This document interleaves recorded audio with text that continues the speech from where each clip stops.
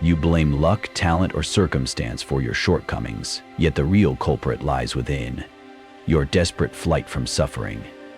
Nietzsche insisted that avoiding pain is the surest path to failure, because strength is forged in fire and wisdom is carved by the blade of hardship. When you cling to comfort, you starve your will to power. You shrink from resistance, recoil from challenge, and anesthetize your soul with distraction. In that soft cocoon, no muscle grows, no voice deepens, no vision expands. Nietzsche did not romanticize pain. He saw it as the crucible of greatness, the raw material from which you sculpt your destiny. Every wound you avoid becomes a weakness you must overcome later, often at greater cost. Every fear you dodge strengthens its grip on your being, and every moment you chase ease rather than endurance steals a fragment of your potential. This is not a call to masochism. It is a call to responsibility, to choose the difficult because it shapes the will, to embrace discomfort as the teacher it truly is, to transform suffering into stepping stones rather than stumbling blocks. In the reflections ahead, we'll unmask 10 brutal truths Nietzsche laid bare: why your avoidance of suffering has become the architect of your failure, and how to reverse the course. Because until you pay the price of hardship, you can never claim the price of greatness. Comfort kills ambition. Modern life offers you cushions, soft beds, climate control, hyper-convenience, and you gladly sink into them. But Nietzsche would see this comfort as a slow death of aspiration. Ambition is not born in ease, it is birthed in tension. It thrives in the friction between desire and resistance. When you remove that friction, by automating every task, buffering every inconvenience, seeking perpetual pleasure, you smother the spark that drives you forward. Comfort lulls you into complacency. You celebrate small gains and call them progress. You choose the path of least resistance and call it wisdom. You punish yourself for one misstep and call it humility. In that sterile environment, ambition withers because it has nothing to strive against. The muscle of will, deprived of challenge, atrophies into passivity. The horizon recedes, and you mistake familiar routine for meaningful advancement. Nietzsche saw greatness as the product of inner tension, of the soul wrestling with itself. He believed the strongest spirits are those who have learned to dance with difficulty. They don't wait for optimal conditions. They forge the conditions themselves, embracing the storms that test their mettle. They understand that ambition is not a trophy you collect. It is a blade you hone through unrelenting trial. To revive your ambition, you must cultivate discomfort as a training ground. Embrace cold mornings before the world stirs. Seek tasks that stretch your capacity beyond its comfort zone. Choose projects that guarantee failure more often than success, because each failure is a lesson that refines your edge. Surround yourself with people who demand more of you, not those who soothe your anxieties. Ask yourself, what conveniences have become my guards against growth? Which soft chairs have kept me from standing at the edge of the abyss? Which distractions have muted the voice that once dared me to dream bigger? Comfort may feel like safety, but it is the silent assassin of your will. Ambition is too grand to survive in a padded cell. It needs conflict, challenge, pressure. Elements that make your heart beat faster and your mind sharper. When you reclaim those conditions, you will feel ambition stir in your blood again, and then you will remember what it is to long, to stretch, to become. Pain is the gateway to power. You recoil at the thought of pain. You shield yourself with diversions, screen flicker, sugar rush, false camaraderie. Yet Nietzsche understood pain as the raw material of power. Pain is not a misfortune to be avoided. It is the crucible in which your deepest capacities are revealed. To flee it is to forsake the very substance that shapes your excellence. When pain strikes, it identifies your boundaries. It maps the frontier between what you can endure and what you cannot. But if you learn to transcend that frontier, to meet pain with curiosity rather than fear, you expand your territory. Each time you sit with emotional anguish, physical hardship, or existential dread, you see what you thought was your limit dissolve into a point of departure. Nietzsche wrote that one must give one's life a creative work, And suffering is the chisel that carves that work into being. Artists channel heartbreak into masterpieces. Warriors forge will in the heat of battle. Thinkers refine insight in the furnace of doubt. Without pain, there is no depth, no texture, no authentic power. Only surface-level proficiency divorced from the soul. To use pain as a gateway, you must first stop running from it. Notice how you numb your discomfort through substances, gossip, or endless scrolling, and see it for what it is, a signpost pointing to growth. Allow the sting of failure to motivate your next effort. Invite the ache of discipline to deepen your resolve. Treat your scars as medals, each one telling a story of victory over your previous self. Ask yourself, which pains have I refused to endure, and what powers have I thus left undiscovered? What have I lost by fleeing the discomfort that might have revealed a new stratum of my strength? Pain is not the enemy. It is the midwife of power. When you embrace it, you unlock reservoirs of resilience, creativity, and wisdom. You become someone who no longer shudders at adversity but greets it as an old teacher, one who knows you best and demands your highest self. That is the gateway Nietzsche beckons you to cross. Every avoided struggle weakens your will. Struggle is the proving ground of the will. Each challenge you face and overcome etches a new layer of convictions into your spirit. Yet you spend your days sidestepping friction, rationalizing shortcuts, and warping your life to minimize resistance. Nietzsche would call this the coward's path, a slow decay of strength under the guise of efficiency. Every time you choose the easier option, you feed a subtle voice that whispers, "You cannot." Each avoided struggle reinforces a neural pathway of defeatism. The next obstacle looms larger, and your psyche balks sooner. You become a creature trained to evade hardship, not to endure it, and the cumulative effect is devastating. A brittle will that snaps under the first real pressure. Nietzsche exhorted you to embrace amor fati, the love of fate, but that includes embracing struggle. You must welcome the tasks that demand more of you than you think you can give. To cultivate the iron will, select endeavors that intimidate. Intense physical training, public speaking, deep solo work, unflinching self-examination. Let each difficulty become a step in your ascension, not a sign to retreat. Ask yourself, what struggles have I avoided out of fear? How has this avoidance shrunk my capacity to face the next test? What battles have I yet to fight because my will has been conditioned to avoid them? The will is a muscle, it strengthens under load. Avoided struggle is rest, and too much rest atrophies the will into impotence. But when you pick up the weight of adversity, even in small increments, your will grows. You become someone who can endure betrayal, rejection, hardship, and still stand. Nietzsche's self-overcoming demands that you choose struggle as a daily discipline, not as a random misfortune. Only then does your will become unbreakable. Fear of discomfort silences your voice. Your unique perspective requires discomfort to be heard. To speak truth invites scorn, misunderstanding, and alienation, yet you silence yourself to avoid those sharps of pain. You recast your words to appease the crowd, you mute your convictions in polite company, and you bury your boldest ideas in private notebooks. Nietzsche would see this as the death of authenticity, a life lived in echoes, not in original proclamation. Discomfort is the toll for expression. Each time you announce an unpopular idea, you risk ridicule. Each time you confess a forbidden truth, you risk isolation. Your tongue recoils, your palms sweat, your heart races, and you recoil instead of roaring. You pay the price of silence to avoid that discomfort, but in that transaction you forfeit your essence. Nietzsche celebrated the free spirit, one who speaks even when alone, who values honesty over harmony.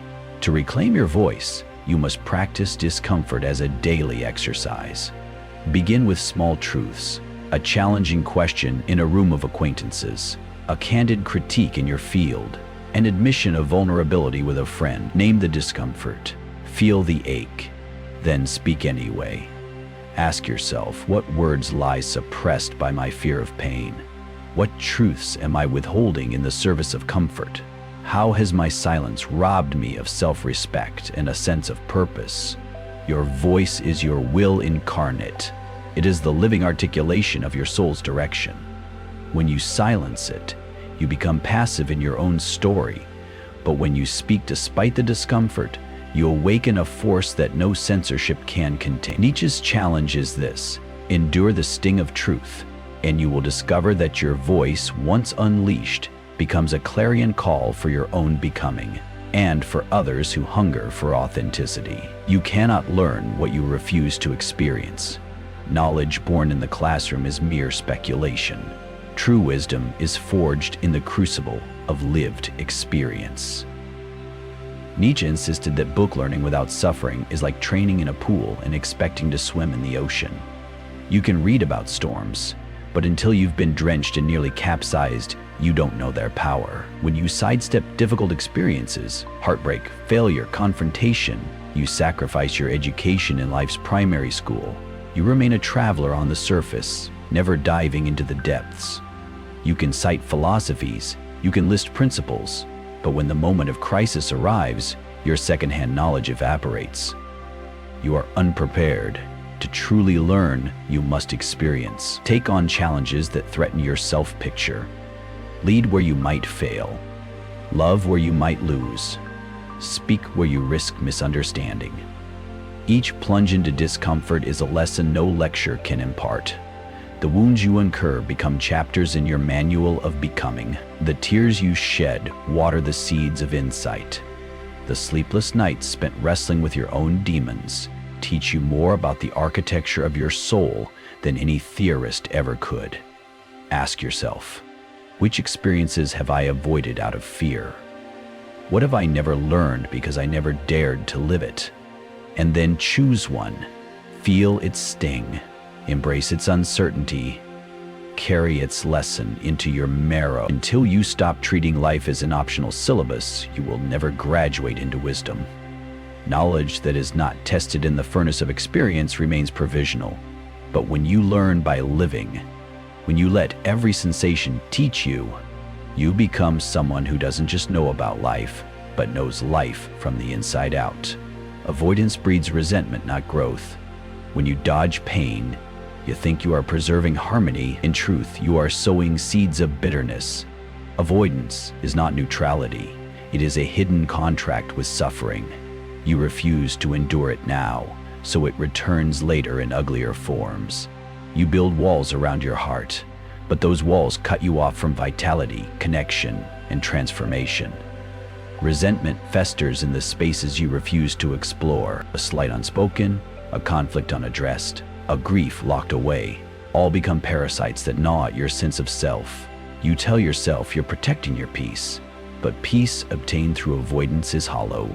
Deep down, you know you've betrayed your own growth. You become fragile, reactive, perpetually waiting for the next slight to validate your grudge.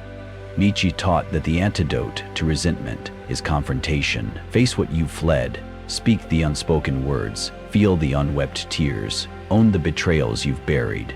In that confrontation, resentment dissolves. You trade bitterness for clarity. You trade stagnation for movement.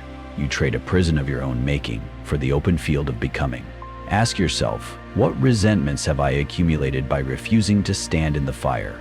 How would my life change if I stepped into the discomfort and spoke my truth? When you do, you release the chains that bound your potential, and you reclaim the energy that was tied up in your grievance.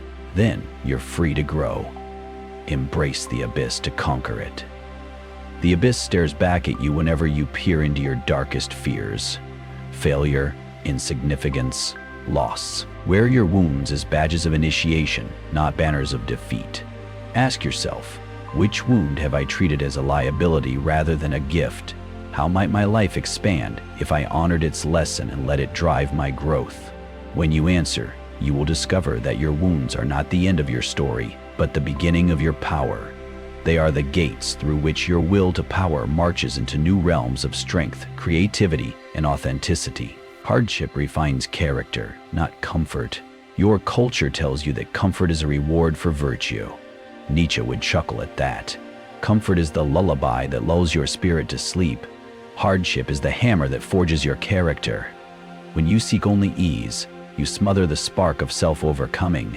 You drift downstream, rather than learning to steer the currents of your destiny. Hardship arrives in many forms. The sting of criticism, the ache of solitude, the burn of physical exertion, the uncertainty of creative risk. Each blow doesn't break you. It chisels away your illusions. It reveals the raw contours of your will. You discover which beliefs are mere ornamentation and which convictions stand unshaken in the gale. You learn the architecture of your own soul. Nietzsche insisted that the soul's depth is measured not by comfort, but by struggle. Imagine two sculptors given identical marble blocks. One works with pristine tools in perfect conditions. The other hammers away through dust and shivering cold. The first produces a pleasing form. The second creates a masterpiece, its edges sharpened by adversity. Character, like art, demands the friction of heart. To embrace this, do not see challenges as hindrances, but as invitations. Seek projects that test your limits. Physical challenges that leave you trembling, intellectual battles that leave you questioning, emotional trials that lay you bare. View failure not as shame but as feedback, each misstep a guidepost pointing toward deeper self-acknowledgement. Ask yourself, where have I sought comfort at the expense of growth? Which trial have I avoided that might have revealed a stronger self? Then choose hardship deliberately. Take on tasks that stretch your endurance, expose your vulnerabilities, demand your full presence. In the fire of difficulty, your character is refined. You emerge not merely unbroken, but transformed, honed, tempered, and ready to carve your will into the world. Comfort cannot teach this, only hardship can. And when you embrace that truth, you become someone who no longer fears the storms, but welcomes them as the very breath of your becoming. To succeed, you must first endure. Success stories often skip the dark chapters. They show the trophy, not the trench. Nietzsche would remind you, there is no ascent without the underground struggle. Endurance is the foundation upon which triumph is built. Without it, ambition is a house of cards, collapsing at the first gust of adversity. Endurance is more than passive suffering. It is active persistence. It is showing up when everyone has gone home. It is speaking your truth when your throat is raw. It is continuing the climb when your muscles scream for relief. It is choosing the hard path because it leads to summits that comfort can never reach. To cultivate endurance, cultivate your capacity for discomfort. Begin with small, deliberate acts. Wake before dawn to train your body and mind. Sit with a problem you cannot solve for longer than you think you can. Sit in silence without distraction until the impulse to flee surfaces, and then stay. Build a habit of saying yes to the tasks that promise more strain than ease. True endurance demands a deeper why. What vision drives you to endure? What promise to yourself justifies the pain? Without this, endurance becomes rote persistence, grit without soul. Nietzsche's own why was the pursuit of truth and greatness, even as his body battled illness and isolation. Your why must be equally personal, a cause, an art form, a mission that sears through every fiber of your being. Ask yourself, what purpose would compel me to endure the unendurable? Let that purpose be your North Star. When exhaustion and doubt assail you, return to it. Remind yourself that every step you take in hardship is a deposit into the bank of your success, interest compounding until you stand at your own summit. To succeed, you must first endure. But endurance is not merely the cost of admission. It is the crucible in which your victory is born. When you emerge, you do so not by accident, but by the relentless choice to endure. And that choice is your greatest victory of all.